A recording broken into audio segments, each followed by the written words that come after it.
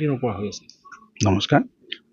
আজি আমাৰ এই পশ্চিম নগতা শ্ৰী তৰণী শৰ্মাৰ ঘৰত আজি কেইবাদিন ধৰি এই যি মানে ভাবিব নোৱাৰা বিস্ময়কৰ কিছুমান ঘটনা ঘটি আছে, এইটো আমি তথা আমাৰ ৰাইজে প্ৰত্যক্ষদৰ্শী আমি দেখিছোঁ। আমি প্ৰথমতে কিন্তু পৰিয়ালকেন্দ্ৰিক বুলিয়ে ভাবিছিলোঁ মই, কিয়নো কাপোৰবিলাক কাটি থৈ দিয়ে, মানে কাপোৰ মানে ব্লেডেৰে চিধিকৈ কাটি থৈ দিয়ে। মই ভাবিছিলোঁ এইটো সঁচাই পৰিয়ালকেন্দ্ৰিক কিবা কাটিলে নেকি।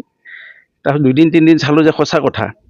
তাৰপিছত দেখিলোঁ যে টেণ্ট হাউচৰ কাপোৰবিলাকত জুই লাগিব উপক্ৰম হ'ল।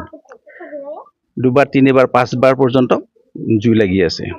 তেতিয়া আমি চিন্তা কৰিলোঁ যে ইয়াত বোধ কবিৰাজৰ নিশ্চয় আশ্ৰয় ল'ব লাগিব। তাৰপিছত বোধ কবিৰাজৰো আশ্ৰয় লোৱা গৈছে, পানী ছটিওৱা হওক কিবা কিবি মানে কৰা গৈছে, কিন্তু সেইখিনি কোনো কামত দিয়া নাই।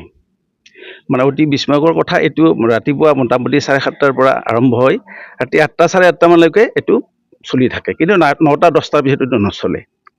যোৱা সৌসিদিনা আমাৰ ফৰেঞ্চিকৰ মানুহ আহিল লেবৰ পৰা, তেওঁলোকে মানে কিবা কিবি ইয়াৰ পৰা তথ্য লৈ গৈছে, কিন্তু ৰিজাল্টটো পোৱা নাই। তো আমি গাঁৱৰ মানুহেও এই সন্দৰ্ভত পদক্ষেপ লৈছোঁ। পৰিয়ালটোৰ বৰ্তমান থাকিব পৰা অৱস্থা নাই, সিহঁতৰ কাপোৰ কানি মানে জ্বলি ছাৰখাৰ হৈ গৈছে। এতিয়া আমি ৰাইজে সিহঁতক যথেষ্ট সহায় কৰিছোঁ। আৰু এই চেগতে মই ক'ব বিচাৰিছোঁ যে এই যিটো কাম, এইটো চাইণ্টিফিক নহয় বুলি আমি ধাৰণা কৰিছোঁ। এইটো নিশ্চয় কোনোবাই ৰং চলাই বা কিবা বান্ধ মাৰি পেলাই হ'লেও এনেকুৱা কাম কৰি আছে।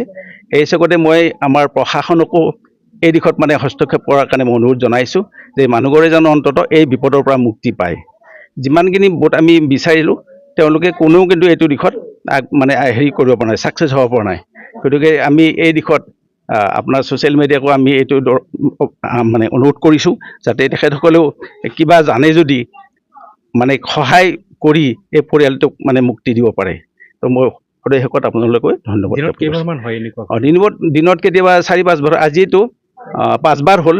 এটা টাইম আছে মোটামুটি 8টা 4লৈকে। আমি সদায় এটা ৰুটিনেই হৈছে আচলতে, আমি ৰুটিন বুলি ক'ব লাগিব। 7:30 মানৰ পৰা ষ্টাৰ্ট হয়।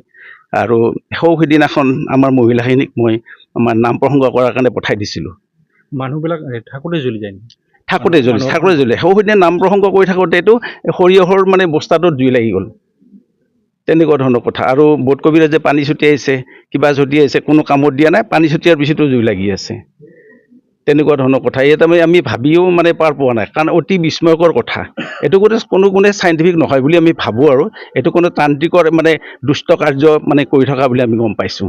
হয়তো মানে যি মানে প্ৰখ্যাত হয়তো মানে হেৰিৰ অভাৱ, প্ৰখ্যাত যি মানে কবিৰাজৰ অভাৱ, যে নেকি এইখিনি হয়তো ধৰিব পৰা নাই।